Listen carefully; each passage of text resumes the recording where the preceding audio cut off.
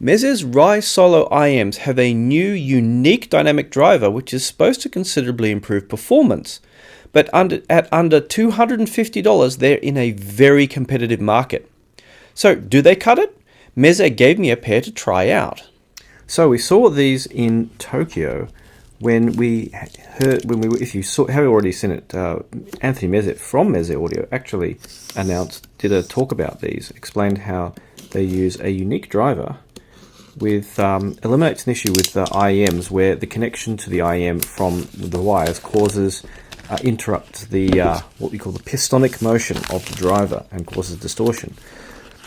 And that's solved with these drivers in the Rai Solo by having the contacts actually on the surface be part of the driver diaphragm itself, and that improves the rigidity and makes for a better sound quality.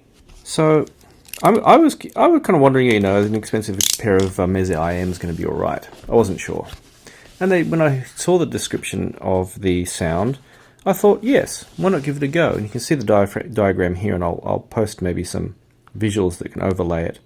Normal diaphragm, wires go in, and the pistonic motion is uneven.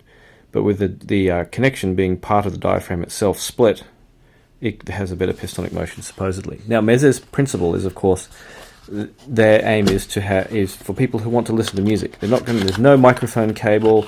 There's no, they're not aiming for regular consumers. They're aiming for people who want to connect it directly, not via Bluetooth or something like that, but directly to a player or phone, as it may be. Some of the phones apparently, like LG phones, apparently have better sound quality now. I'm not sure. And listen to music. And so they've made a carefully, they have a nicely milled aluminium housing, which you can see there. Actually, my phone's quite high up in this, so it's kind of hard for me to see where I'm looking. And nozzle, and MMCX connectors with, memory wire. No, not memory wire. So if you don't like memory wire, you're going to find this a pain. That means you get to tediously cut off the shield, the cover, the plastic cover, and then cut the memory wire.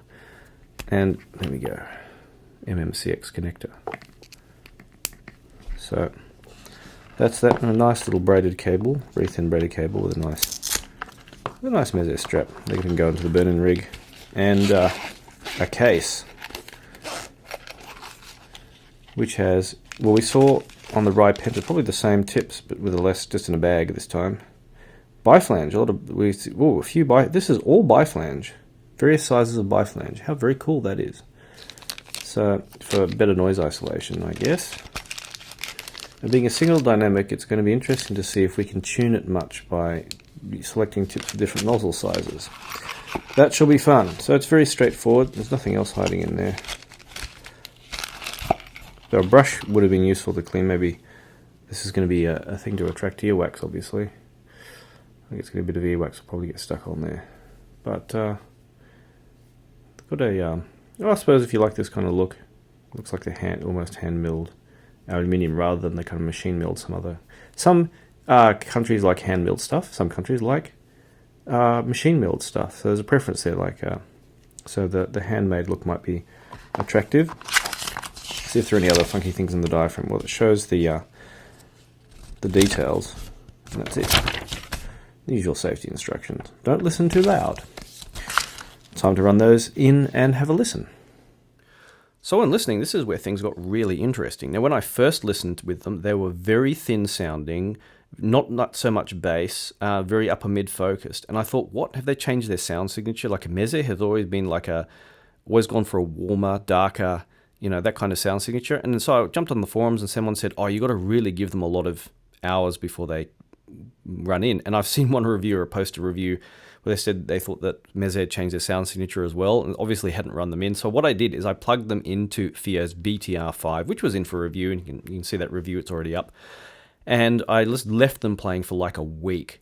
And I just thought, right, I'll just leave them. And then when I came back, the bass was there and that upper mid focus had just gone. So, there's the Meze sound signature again. So they are, I know burn-in is a controversial thing, but seriously, these things change. And I really wish I had measuring equipment here to kind of prove it. But Okay, you're just going to have to take my word for it, and you can go and buy a pair and try them yourself. But, so in the end, we had quite a reasonable, typical Meze sound signature. Maybe a touch more treble than kind of the 99 Classics, or even the Empyreans. So it was a kind of, touch warm of neutral, or warm of what you might imagine to be flat or monitor sound. So that makes them, as always, kind of good general all-rounders. And if you're going out and about, with IEMs, you actually want a slightly warmer sound signature. You don't want a bright, peaky treble, that's for certain, because when there's outside noise interfering, that bright, peaky treble, you're going to be turning the volume up. You're going to be, stabbing your ears with this treble, which is going to be interfered with the outside sound. It's just not going to sound pleasant. And I've done this. I've taken bright IEMs on airplanes and thought this is just horrible listening. Whereas you want dark IEMs, really, darker sounding IEMs for listening when you're out and about, really. And but as far as, so we ended up with a fairly typical sound signature. Now, that being said, they are very much a typical dynamic driver in that they're very influenced by the tip and the bore size. So the first thing I did, because I often just start listening without the stock tips, I started listening with a set of final Type E tips. Now, what do you notice here? Final Type E tips have a very narrow bore, and it was not a good match at all. So this is kind of shades of Hi-Fi Man, where you just have to use the stock tips. And the tips that did work, if you're interested, the good old spiral dots, which can improve the sound a bit because they're wide bore, and this is the new version of them with the better, more solid design. But the stock tips will work best. I mean, I wouldn't go out spending a lot of money on these things. And likewise too, I played with cables. There's no significant, well, they can make a bit of a change, but they're not in the kind of price range I'd say go out and buy fancy cables for. There wasn't, any major improvement, and I'll explain why in a sec.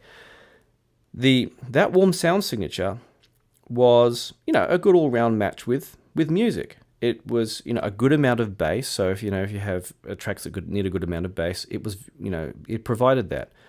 The treble wasn't too hot, and so stuff that's a little bit brighter wasn't too piercing, and it wasn't so, dark or anything like that, stuff that could do with a bit of treble, like classical or whatever, was unpleasant at all. What have I not missed out? The mid-range. And the mid-range is the one area I don't like about them. The mid-range sounds really closed in, and the whole thing sounds like, it makes the whole sound signature kind of narrow sounding. I mean, compare with something like the FH5s, which I reviewed a while ago. If you take the filter, the protection screen out, and they have really good bass. They're of course a hybrid with a dynamic driver for the bass and balanced armatures for the mids and treble.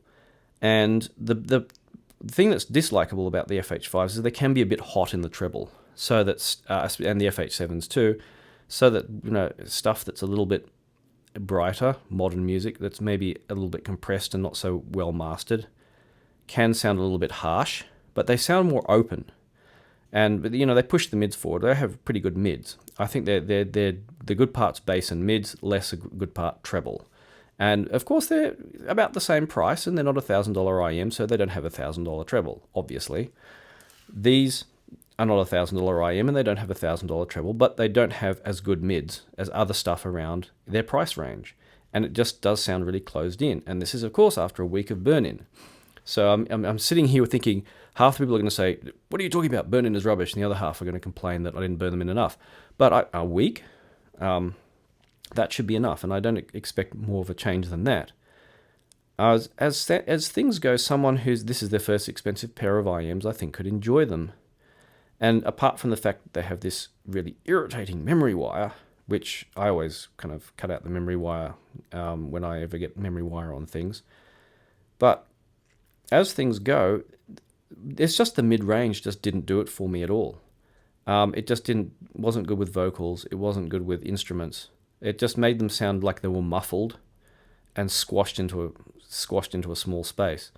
And I was kind of like, almost there, because the sound signature's about right. It's just that performance with the mids.